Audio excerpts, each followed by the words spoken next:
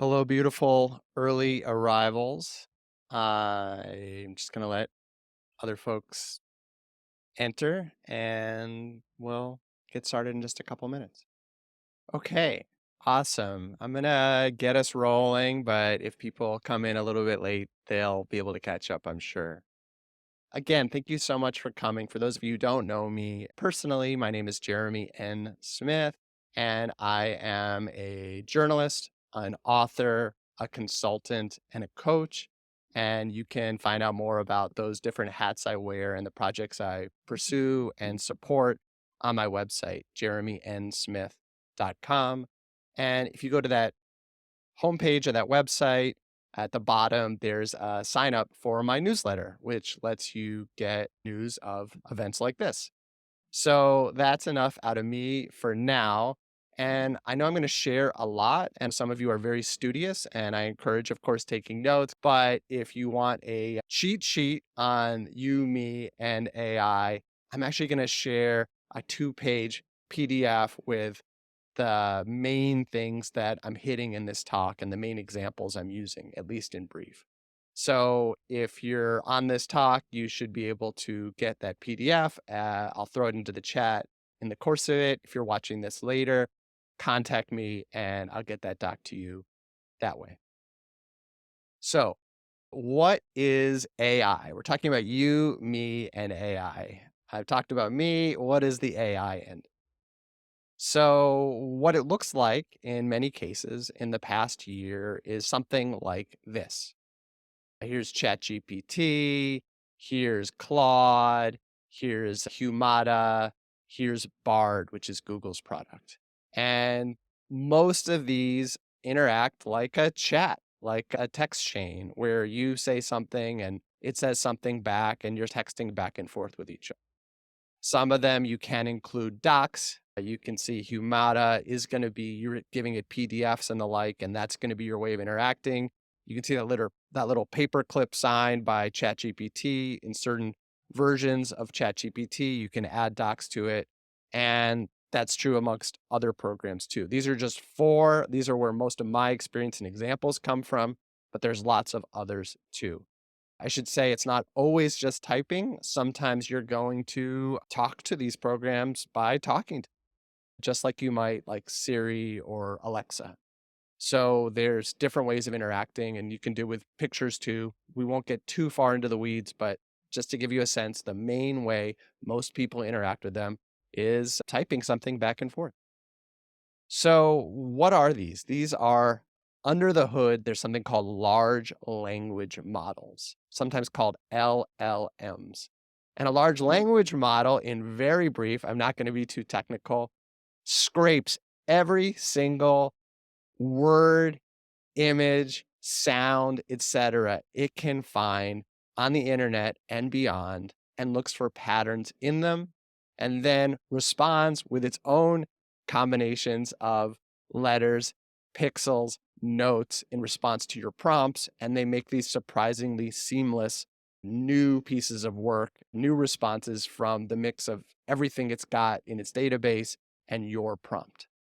And I happen to know this all too well because my 3 books that I spent much of the last 10 years working have all been scraped and taken into these systems.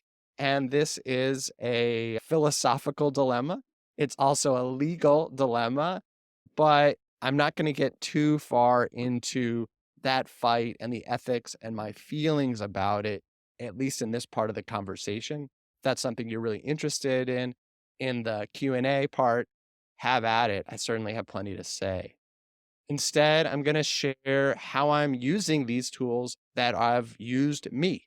And I will do this because I see that people are usually in one of two categories. Either they've heard about AI, they're interested, but they haven't explored very much. They might not have even gone to any of those sites I showed at the beginning, but they're reading opinions about it and it's confusing. So I want you to have experience so you know what it is people are actually talking about. Others of you are going and using these tools deeply every day, but often, at least in our conversations, seemingly in one or two areas and going deep at them. And so hopefully maybe I can offer some breadth or some examples that you haven't considered that might be of interest. And I want you to know this not because I'm necessarily plugging using these all the time yourself, but I think they're pretty fun and kind of addictive, at least for a while. But also because when you have a back and forth with them, you get a sense of the output they generate. And so if it's coming at you from other people or seemingly from other people, you'll have a little bit more of an eye for what's actually AI generated or what could be AI generated. So when you play with these, there are, of course, some cautions. And I have three main warnings, but this really applies to almost everything on the internet. So I won't say they're only true of AI. One is accuracy. The information based on patterns. So if the patterns that go in aren't accurate, the patterns that go out aren't always going to be accurate. So if something's really important to be right, factually, it's important to double check. Privacy. Some of these seem to have good privacy policies, some are a lot more opaque. And so you're going to have that wariness that you're telling them something, not that they're necessarily going to use against you, but it might be tied to you in the same way things you do on Facebook or Google searches can be tied to you. The last is they're using you to get better. So again, it's not that they're necessarily stealing your ideas. I hear a lot of people ask me about that. It's more that they're training on you. They're kind of like having a teenager. So soon they get smarter and they can overpower you, maybe is one of our concerns. So something to be aware of and maybe wary. With that, we're going to get into it. And I want to go back to how I'm using these tools. So, for me, the operating metaphor for AI is I think of it as an alien intern. And what on earth do I mean by alien intern? Well, alien means these are not human beings. So, they just are going to give us results that sometimes are extraordinary and amazing, and sometimes are disturbing and sometimes they're just plain strange. So if you're aware, I'm kind of dealing with an alien here. I think that helps to not be surprised when that happens. The intern part is they are here to help. They desperately want to do whatever you're asking them to do, but they're a little green. So they really benefit from your guidance and your feedback to give the best results. For me, I would just say the shift goes from a search situation where you're looking to get an answer in 10 to 15 seconds to thinking of it more as a back and forth, as a conversation that may take 10 to 15 minutes to go to the place that's going to have the most impact. An analogy I use is the game we maybe played as a kid, play high low, where you think of a number between 1 and 100, and I'm trying to guess it. Well, on my first guess, gosh, I've got a 1 in 100 chance of getting it right. But if you tell me a little bit how close I am, high, low, and so on, in about 6 or 7 guesses, I'm almost guaranteed to get it right. So I want you to think with me when you're playing with this stuff about having that same sort of back and forth, where you're going back and forth maybe 4 or 5, 6, 7 times with these tools.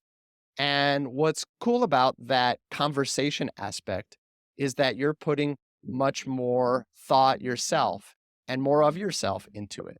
So the result doesn't just be a quick, give me an answer, give me my term paper, give me my web page, give me my form letter. The results become much more creative as you are, and the AIs are bouncing ideas off each other, coming to insights together, and the final product becomes much more, instead of this generic average of the whole internet answer, becomes much more personal to you.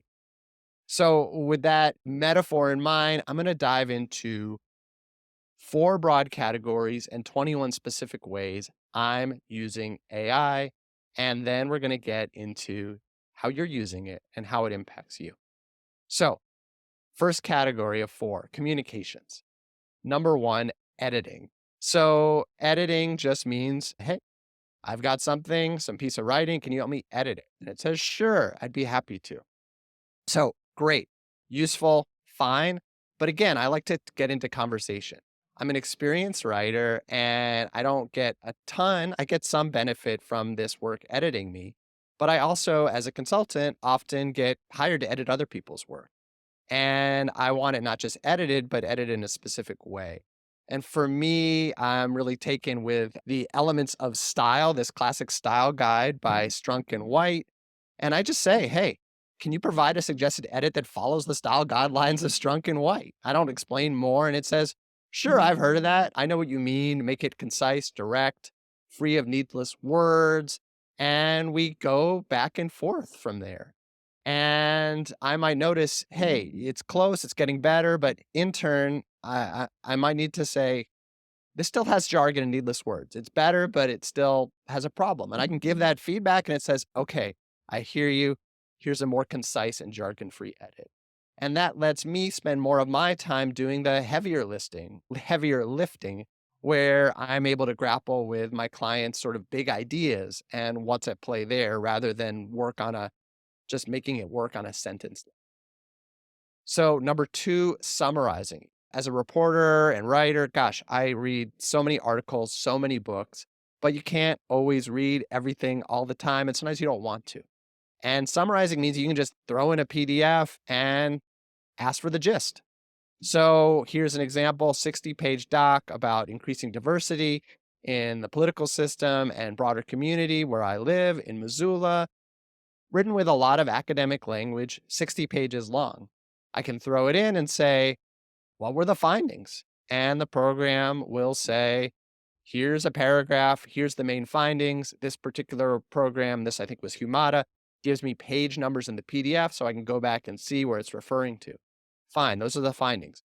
What were the actions? What were the recommendations? And it'll give me a bullet point list, again, one page, 5, 6, 7 items that were the key takeaways from this 60-page report. But still, maybe I want the executive summary. So no offense, executives, but I might ask, can you rephrase that so a fifth grader would understand it? And it says, sure. Here's the paragraph for the fifth grade. And we can go back and forth from there. So that's summarizing an action. I can do that with scientific papers. I can do that with news reports. I can do that with anything. Organizing. This is a use I haven't heard a lot of people talking about, but has been big for me. And organizing, for me, what I mean is, can I just talk? Can I just word dump? Can I word vomit and just say a whole bunch of things and just say, this is everything on my mind. This is everything I saw. This is what I'm thinking about. Can you put this together into a cogent whole? It's kind of like having a big overgrown garden and saying, can you do the weeding and then just give me the 3 or 4 or 5 main fruits of this whole garden? Just let me data dump. So I might do this as a writer. I might say, here's a pitch. I'm just going to tell you everything that happened to me, everything I saw, the key of my reporting. I'm just going to talk. And what what do you see as the finished whole? And it's going to give me something back. We're going to go back and forth a bit. I might add more. It might ask me follow-up questions. And hey, it's giving me encouragement. It's giving me a little bit of some framing, and it's giving me a sample pitch. Now, I might use that, I might not, but at least it gives me a sense of, oh, here's one through line through all that stuff I said that may be a way to frame this. And I can go back and forth from there. Expanding is different. Expanding, if one was like the garden and we're weeding, expanding is like, can I just give it seeds? And then can it give me full blown fruit from those seeds? So, for example, I was volunteering with an environmental group here in Montana, and we have these 4 main goals. So I can say, those are my seeds. Now, can you give me a cover letter based on those seeds for a fundraising appeal? No other information other than those 4 points exactly in those words, see what it comes up with. Or I can say, can you suggest a billboard campaign for this effort? Or hey, I can say, can you give me a children's story based on this? Sometimes the results are going to be amazing, sometimes they're not, but you can get in conversation. And remember, you have more than one of these interns at hand. Some of these tools, they do not give the same results. It is not like searching one search engine or another for a point of fact. So they're different, and it's good to have a team, especially if you're going to spend that kind of time. If you maybe throw it into ChatGPT, throw it into Bard, throw it into Claude, and see which is the intern you want to assign to that project based on their initial response. First, drafting. This is where This stuff gets a really bad name. It's like high school and college students using it to write a 3 to 5 page paper about the Great Gatsby with nothing other than saying, write a 3 to 5 page paper about the Great Gatsby. But I want to give them and us more credit. It's really intimidating to have a blank page, and this can eliminate the blank page. And that's not just to generate something with no thought on your end. It's also just to give examples of what the form might look like if you've never written a 3 to 5 page paper about a book or you're not confident about it. Now, I've written lots of things. I'm a very confident writer and experienced in that sense. But even I run into areas where I just get really scared at the blank page. I remember when I started moving from just journalism and writing to coaching and consulting, I was like, how do I explain that? And I just said, can you suggest the text for the homepage of a creative coach and consultant? And it said, sure. And that gave me a form, an example of like, okay, this is one way it could look like. How does that sound like to me? And I ended up saying, can you give it to me in one part for the coach, one part for the consultant? And I just had those forms. And then I was able to take it, make it my own, use my own language a lot more. But it was very reassuring to have a sort of structure that I was starting. Brainstorming. These tools are incredible at this. You'd think they might be terrible, but they're exceptional at, you say, what are modern equivalents of this 100-plus-year-old plan of Chicago that Daniel Burnham did? Can you come up with concepts for a bike I can ride on land and water? You can be very high-minded or low-minded or weird. What's a mathematical, I wonder exactly how long it'll be for calculating, how long I'll be remembered after I die, and get in conversations. This is where the alien can be amazing sometimes. So that's moving on to my second broad category, information and advice. And a lot of these are going to be not dissimilar from what you get on the existing internet that you're using, but it's going to be different because it's in conversation. So something I call natural language querying. And by that, I mean, when we use a search engine, we're used to having to know the key word that's important to come up with the right result that somebody has already written an article on this. And what I love about using these AIs is I don't have to know the right word. I can just talk and gesture at it, and it can even help me find what the right word is. So I can say, is there a word for people who have hundreds of millions of dollars but aren't billionaires? What's the term based on cosmonaut for someone exploring reality via taking drugs? It's psychonaut, by the way. What's that thing on a web page where it scrolls? Carousel as the answer there, but might have to go back to the program. So we can go there. And as you might guess from that, we can get into explainers. So I can say, explain something to me. What are ancillary rights in a book project? I was going over a contract and I got to this. It seemed important, but what are they exactly? And it's happy to tell me. Now, so would any other search. That's something I already knew the keyword. But what's cool is we're in conversation. I can ask follow-up questions. Can say, can you explain that so a fifth grader would understand it? I can say, here's what it says in my contract. Does that sound about right to you?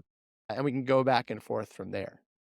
Translating. Now, again, this is something the internet, and we have many apps that do this great. Would you like me to wait? It's a little tricky. You need the subjunctive. It can tell me the answer, but I can ask follow-up questions and say, can you explain that to me? Can I give examples? Do you tell me if I'm getting them right? I can do this in conversation so we can follow up and go deeper. Here's another example, Sueños Blancos. This is from a Shakira song. It uses that word in its title.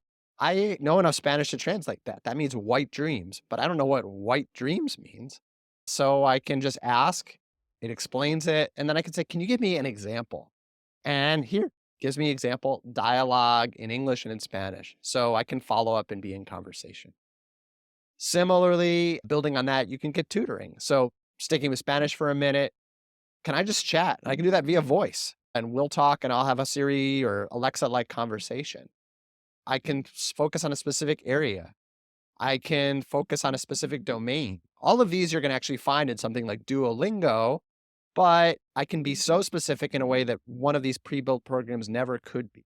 I can say, can we pretend we're in North Carolina and I'm a doctor and I'm working in a public health clinic and you're a Spanish speaking client and you're pregnant and you're a teenager, and we go from there. So I can get into really deep specific situations with that kind of tutoring. I can do math. I can do history.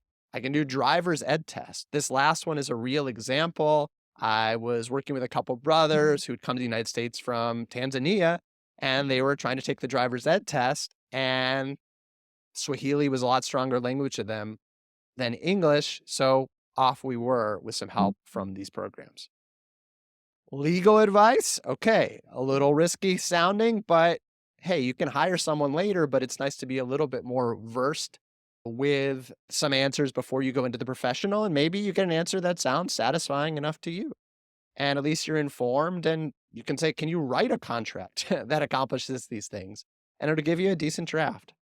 Social advice, you can have Dear Abby any second of the day, whatever you want. A friend invited me to lunch. I'm not sure I want to go. How do I decline without offending anyone or lying? And it'll give you an answer, and different one of these will give you different answers, but there are more than you can have Dear Abby and you can have all the other advice columnists too. So I even use this stuff for therapy. And maybe that sounds crazy, but wow, it can be so useful to say, I want a Freudian, I want an Adlerian, I want a feminist therapist, or I want a therapist in the middle of the night when I couldn't talk to somebody otherwise. Or I want help thinking through something that frankly is hard for me to talk with somebody else. I can go to deeper places sooner sometimes. Of course, privacy, some of these things may be risky, accuracy, all sorts of issues, but to talk, to be heard, we have a mental health crisis in this country. I do think these tools could be transformative. And for me, in my coaching, I often use nonviolent communication in helping people with their own communications. And I asked, are you familiar with? Program said, sure, blah, blah, blah, blah, blah. And I said, okay, I want to get better at this. Let me get more examples in my own life and we'll talk it through.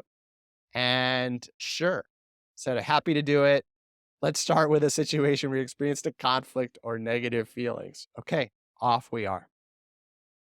Travel agent. So again, you can of course use the internet for this, but you can be very specific. I'm not just going to Cancun. I'm going this time of year. I'm trying to avoid tourists. I want to speak Spanish. I love food and culture. My daughter, though, wants to be by the beach. That's a pretty tough challenge. Can you help me plan an itinerary? Normally, this would be like a TripAdvisor post, and maybe you'd get an answer, but it'd be hard to be in conversation with these programs. No problem. Happy to help. Here's a balanced itinerary. And again, some of these programs are much better than others. You've got to try it, see which is the intern for this job. I think this one I did it with ChatGPT. And wow, it gave me this incredible day by day itinerary and plan that I sent, sounded good to me, sent to a couple friends in Mexico. They had very minor edits. And a few weeks later, boom, I took that trip. So it happens. Third out of my 4 categories of how I use this stuff, mashups. So what do I mean by that? I think this is one of the ways that it gets the most press, and it's fun and diverting. It can get old kind of fast, but it's a great first way in if you haven't played with these before. So an example, game, can you make a food-based version of Wordle for me? And I want to play that. I want to play 20 questions, but I want it to be based on my history class, or I want it to be based on our family, or I want it to be basketball themed. Let's go. Or this is a real life example. We had that crazy winter storm last weekend. We were inside for 3 or 4 days. My daughter was like, all of a sudden was like, I want to play volleyball. We're like, okay, but it actually had surprisingly cogent, fun suggestions of how to practice and get better at some volleyball skills in a basement with a little rubber ball. So who knows? Try the mashups. Genres. Yeah, can I have a murder mystery based on this real story of how the black bear got into my backyard, even though I've got a fence? Can you rewrite my friend's wedding invite as a country music song? Can you do a haiku version of War and Peace? It will happily, almost instantly give you answers to any of these questions, and you're off from there. Seemingly a silly extension of this, but you'll see it lands on a serious point, are emojis. I remember a few years ago, there was a project called to translate Moby Dick into emojis. That was called Emoji Dick, of course. And it took thousands of people, many months. And I can't even remember the point, but they did it. And now we can have that almost instantaneously. Why? We'll get to in a minute. So I said, can you translate the first paragraph of Moby Dick into emojis? Sure, here's the first sentence. Call me Ishmael. Sort of, not so bad. But notice something. This is the intern. What did I ask for? I asked for the first paragraph. It just gave me the first sentence. So you got to go back and forth. Even something as basic as first paragraph, it's not always going to get right. First paragraph, oh, I'm so sorry.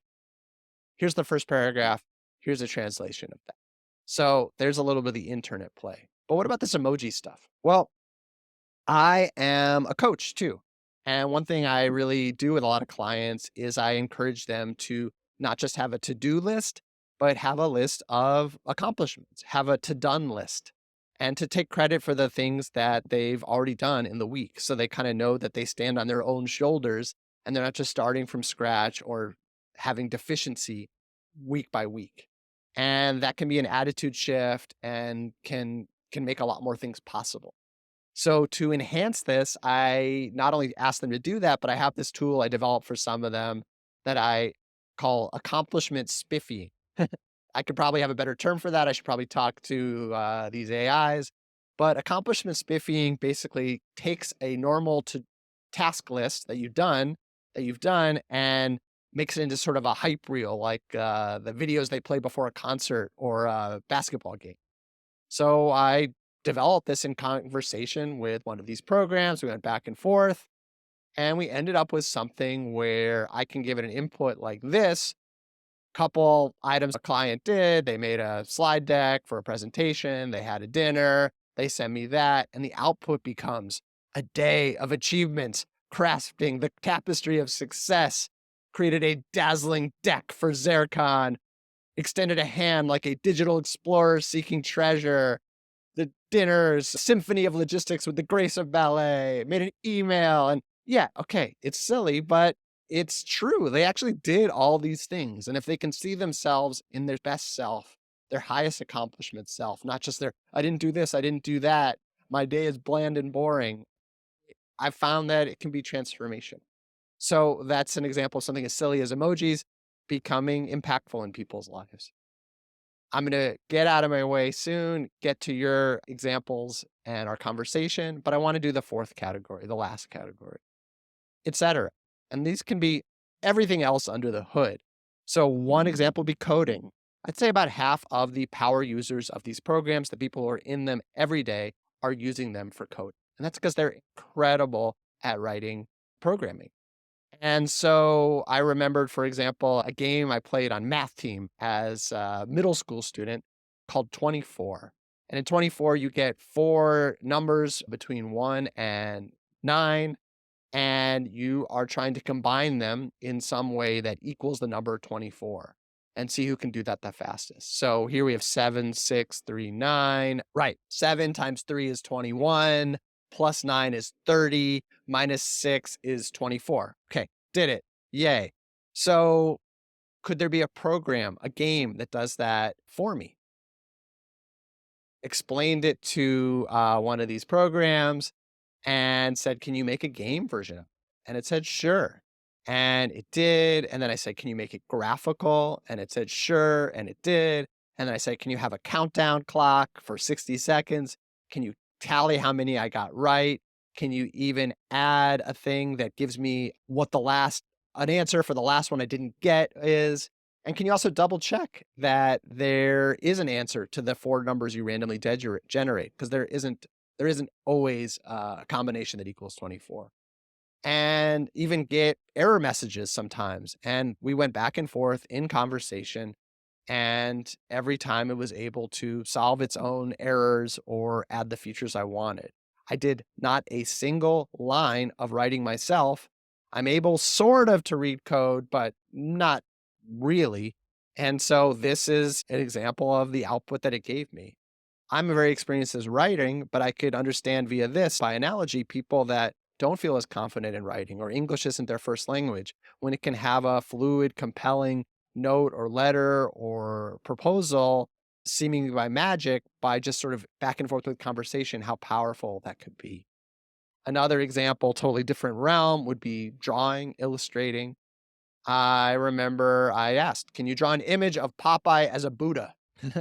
And it said, "Sure, here it is." But the background was a little amazing. but the background was a little creepy. And I was like, I need spinach. Can you add a can of spinach? And it said, sure. Here's a can of spinach. And I said, oh, love it. Much better background too. But I liked it with the one eye open you had before. And it said, okay, I'm back at it. Okay, great. And I said, oh, yeah, but I wanted it floating, remember? And it said, okay, sorry, floating. And I said, great, but I want the spinach leaves, not just the can. And we ended up with something like this. So this is like 5 minutes back and forth. It shows a sense of how powerful these can be. I talked about the environmental group I was volunteering with. Here's an image. I asked, can you give me an image of 5,000 people at a rally at the Montana State House? Boom, here it is. Can you give me a Soviet propaganda poster version of that? Sure, here it is. Can you give me an American propaganda poster? Sure, here it is. And we go back and forth for a bit, and it ends up with something like this that I ended up being happier with. So great. The intern was brilliant, but notice the alien is here. The word your or "are" is spelled Uyuir. The word power at the bottom has 3 W's seemingly.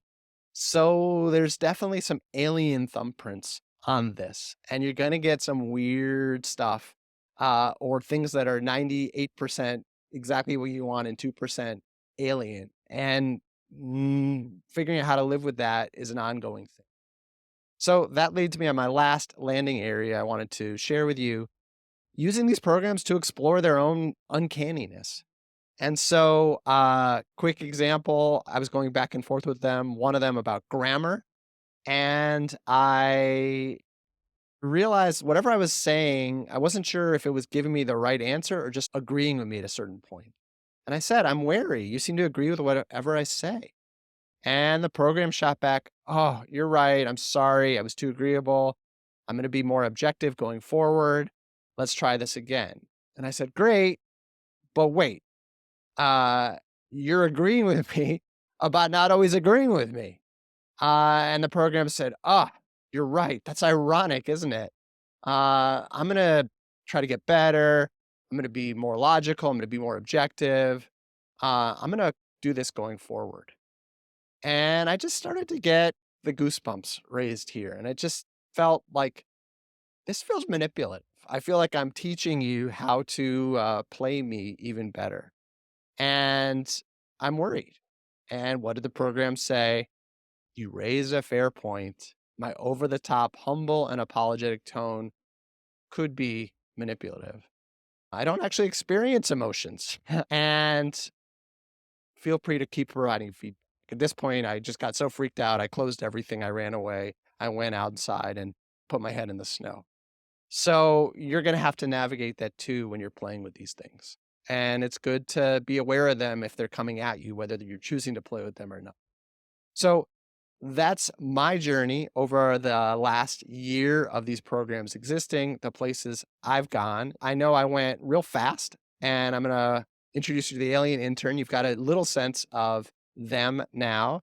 And I'm going to give you the cheat sheet in the chat in a minute, and we'll get to your Q&As. There's probably still going to be questions you might have. Love to meet up, talk more one-on-one. Love getting into these things and how they could be useful to you in whatever you're trying to pursue or anything else. Find me via my website. So this talk, of course, is not me and AI. It's you, me, and AI. So I'm going to pop out of the screen share. I'm going to get back to our group, and I'm going to get excited to see what we've got in the Q&A. So here we are. What questions do you have? What are ways you're using this already that weren't on my list? Because I think we could all, those of us who've gone deep, could add our own 3, 4, 5, 6, 7 things. All right. Got a great question from Louisa. Do you have any advice for using AI to either find or cite its sources? It often gives me exactly what I'm looking for, but the source doesn't exist in real life. Yes, this is the intern. The intern will answer. It's so here to help. You can ask it anything at all, and it will give you an answer. And if that answer isn't there, it's probably going to make one up. and they call that hallucinate. They're working on it. They're cross-checking it against search engines and things like that. But in this case, I think that's a really valid concern. You could ask it for whatever data on health of children across the United States, and it'll give it to you. But then where are those numbers coming from? So if it's a really specific area that you've got to get it right, I'd say find the data, throw it into it as a PDF or something else, give it the starting point of knowledge, and that's going to be more useful. Or as you say, and then it can give you the sort of page number and double check. The other thing is that you can, of course, do what you do and double check and see, okay, if it's talking about ancillary rights in a book project, it's a lot more likely to be accurate than if it's asking about, I don't know, the population of Delaware in 1943. Points of fact, it's not great at. Math, it's not great at. Writing, it's extraordinary. So Catherine says, I've been using Datawrapper to create charts for my blog posts, and ChatGPT can quickly format the data. So yeah, it can organize things. I talked about organizing in the sense of I just dump ideas down and say, can you give me the point? But it can organize in a maybe more humble way of just saying, can I tell you this in one format? Can you rewrite it in another form? Perplexity.ai does a better job anchoring its responses in reference materials and allowing you to follow the trail. So that's a plug for Perplexity.ai. First, I think the tool I was sharing was Humata. Can one provide resources that are on my computer to complement the online resources? Yeah. So that's an example. Great question, Bert. You can add images, you can add sound. Most easily, you can add PDFs or other kinds of documents, and then sort of search within them or use them as your seeds and building point. Are there ways? Great question.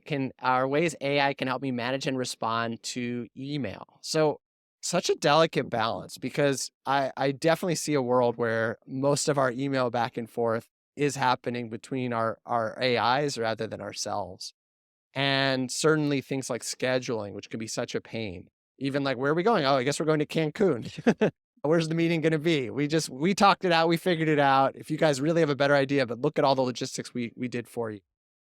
But is it human, right? Should you have a warning like this was generated by AI? Is it a betrayal to somebody? And I think it often will feel that way if there's less and less of you in it, depending on how important the personalness of the email is.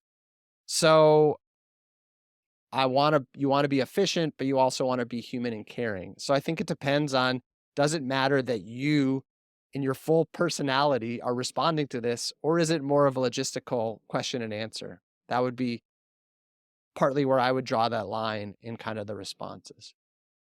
When you're using it to generate writing, have you been successful in teaching it to use your voice? Oh, imagine. Yeah, great question. So this was a question like, it often sounds good, but it doesn't sound like me. And I haven't gone so far down that road, except that I can say things that did influence my voice, right? Things like the, the style guides that I use, some of the criteria I use, but it is a shift. I am going from writer to editor in those generative things. And that is different. I'm editing this sort of average of the internet voice much more often than on my own. And I can say, can you be wilder? Can you be crazier? Can you be more sympathetic? Can you play on the heartstrings more? I can do any of those things, but I'm giving feedback to the intern rather than the intern mimicking me. There's a plugin for an animation program, Adobe After Effects, called Klutz. And the program itself says we don't work very well, but we'll still give you something pretty incredible. And I'd say that for me is one of the things where this intern is wonderful because it's so humble. When it generates computer code for me, the code generates errors and it doesn't work. But instead of me getting frustrated, I say, this is the error I got. And it says, oh, okay, let me work on that. And it goes back and it can usually fix the error, even to just me plugging it in, getting an error and it coming back. So this is a sort of existential question. If we don't use AI as an organization, or I would say as individuals, will we be left behind? So are we training these interns to take our jobs? But if we don't have these interns on our sides, are we going to fall behind the other people that are using them? Do we kind of not really have a choice? And I think you want to think about, I think you want to have the experience. And so I would just say play with it, right? And see where you land. And not about being left behind, but it's more about, is this useful? Is this authentic? Is this impactful? Is this meaningful? What I'm producing? What are we actually trying to do here? And that's the value of existential questions. Is having AI write books in your voice ethical? Feels like a loss of self and creativity. So Mm. So even if I could have it write books in my own voice, would that be okay? I don't know. Like, I generated my voice through my own experience. And so if it can kind of use my voice to seed something that is representative and an expansion of me, it's certainly something I'm up for considering. Is using my words and my voice to seed everybody else, as these programs did without asking me or my publishers, that's another question. It feels like fair use if they are reading everything and then using pieces and parts to create their own ideas. Because, of course, what have I done in my life but read many things and been influenced? But if they did not buy those books to begin with, and if they are, in fact, generating not just new work, but things that are really extensions of our sentences, our music, our art, it becomes a much more great. Yeah. So amazing questions. I loved all your examples in the mix. I know we're hitting our time now, and I just want to thank you all so much. Please continue the conversation with me, continue the conversation with one another, get in, maybe bring a friend, play with these things. I think the biggest maybe mistake I see people making is not mistake, but is so many people are really busy and they have full-time jobs and they have the tasks they need to do for tomorrow and they don't have time to play with these things, they think. But I do think that puts you at a disadvantage for other people that are maybe more idle but have a chance to explore. And that's going to give, there's sort of an innovator's dilemma there. And so, who are you with these tools? How does it feel? What can they do for you that you like? What can they do for you that you don't like? Where do you feel sharper after? Where do you feel duller after? Where do you discovered something about yourself? Where are you sacrificing something about yourself? I do think it's worth investing the time because they also, like the Emoji Dick project, I do think that's an extension of a lot of these tools. There's always the possibility that something that takes up hundreds of hours of your day or 60% of your enterprise as an organization might, with someone kind of screwing around with this stuff for a half day on a Friday or a couple weeks off and on in a sort of skunk works project, they might be able to have this just be eliminated or automated completely with the intern trained in the right way. So I think that potential reward, especially on an organizational level, suggests a strong incentive for investment and continued play. And it's something I like to do with people. So love to talk more with anyone who wants to talk more about. Thank you all so much for joining. Thanks for everyone watching this later. Enjoy the day and the real world and real conversations like this one even more, knowing everything else that's coming at us already. Cheers, everyone. Bye bye.